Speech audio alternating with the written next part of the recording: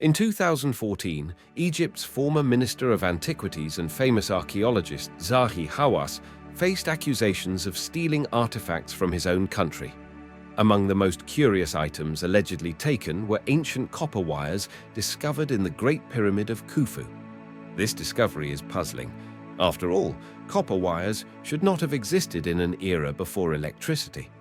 What's even more suspicious is that someone went out of their way to remove them, as if trying to hide something important from the world. Many researchers challenge the mainstream belief that the Great Pyramid was intended to be the burial site of Pharaoh Khufu. A number of theories suggest it may have been constructed by an advanced, older civilization. Elon Musk even caused a stir on Twitter by hinting the pyramids were built by extraterrestrials. And given how mysterious the pyramid is, that idea doesn't seem completely far-fetched. But perhaps a more vital question is not who built it, but why. It's said that this monumental structure, the largest pyramid ever built, was completed over 2 decades using over 20 million stone blocks. Thousands of laborers quarried and transported the materials, some of which came from very distant places. Yet the pyramid stands apart from others. It doesn't resemble a traditional pharaoh's tomb. Nonetheless, if you visit Giza and join a tour, you'll hear the same story about its role as Khufu's final resting place. However, several features of the Great Pyramid don't quite fit the tomb narrative. For instance, the structure was once completely white. Historians say its smooth outer walls were made of polished limestone that gleamed in the sun. Even more fascinating is that its tip, the so-called pyramidion, was coated in gold, reflecting sunlight from above. The entire pyramid would have shone brightly, possibly as a symbol of the pharaoh's power. Over centuries, pollution darkened the limestone, and looters stripped away the golden top. Still, its sheer size remains impressive, especially considering it was likely never even finished.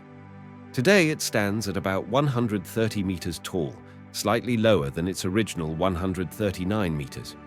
For thousands of years, it was the tallest man-made structure on Earth, nearly the height of 70 camels stacked on top of each other. Weighing roughly as much as 10 million camels, it's built from extremely dense granite. Strangely, this same granite was used in the massive sarcophagi found in the Serapeum of Saqqara, northwest of the pyramid. These ornately carved stone boxes, each weighing as much as 20 elephants, were said to hold sacred bulls. Egyptologists suggest they were meant for the pyramid, but were too large for the tunnels. If bulls received such luxurious burials, then surely a pharaoh's tomb would be far more elaborate. As a tourist, you'll be eager to step inside the pyramid, expecting ancient treasures, golden artifacts, and maybe even a glimpse of the mummy. But you'll find none of that. Khufu's body has never been discovered. Instead, inside the so-called king's chamber, you'll see a plain granite box assumed to be his sarcophagus. Compared to the intricately carved coffins of the sacred bulls, it's shockingly simple and unadorned. When people ask why no relics or the pharaoh's remains were found, Egyptologists typically blame tomb robbers. From the outside, the pyramid seems ordinary, but the real enigma lies in what you can hear, not see. The king's chamber has unusual acoustics, and it seems odd that so much effort would go into crafting such effects for a mere burial chamber. There are more peculiarities. For example, why are there tunnels descending deep beneath the pyramid? Your guide won't have an answer. Scientists have found underground water in the lower chambers, yet there's no clear reason the pyramid was built over it. A further mystery was revealed through muon scanning, which uncovered a hidden void inside the pyramid. Experts think it might be a construction ramp that was never removed and poorly sealed. This raises questions.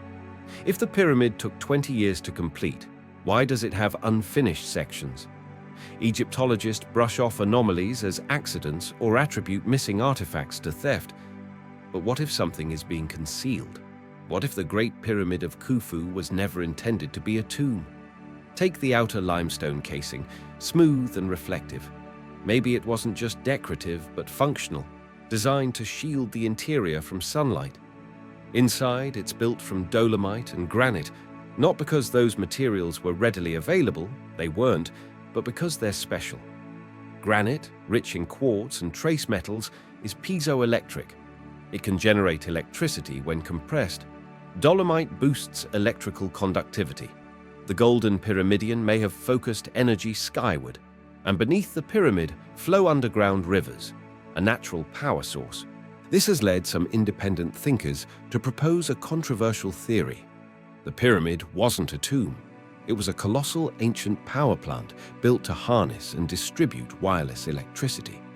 The granite coffins scattered around the site could have served as early batteries, built from the same energy-conductive materials as the pyramid itself. That's not all. Elevated electromagnetic activity has been detected near the pyramid, similar to the atmospheric effects seen during lightning storms. The origin of this may lie within the structure's lower internal chambers. If so, only one element was needed to channel the power: copper wires. The same wires allegedly taken by Zahi Hawass. Everything appears to fit, except one detail. Mainstream scholars insist the pyramid was incomplete and couldn't have functioned as a power plant.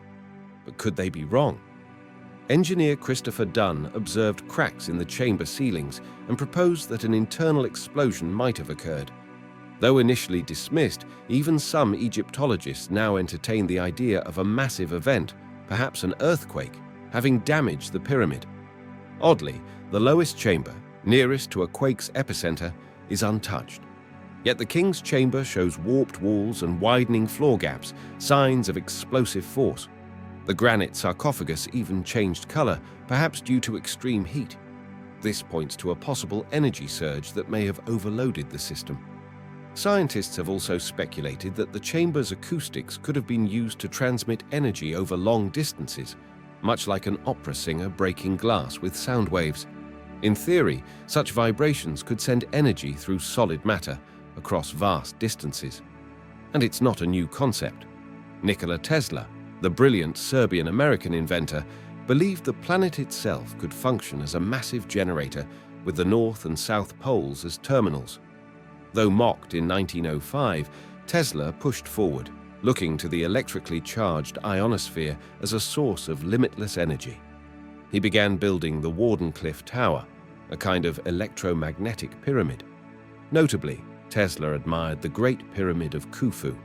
Its alignment with true north is nearly perfect, off by just 3 arc-minutes. The most precisely aligned modern building, the Paris Observatory, is twice as inaccurate.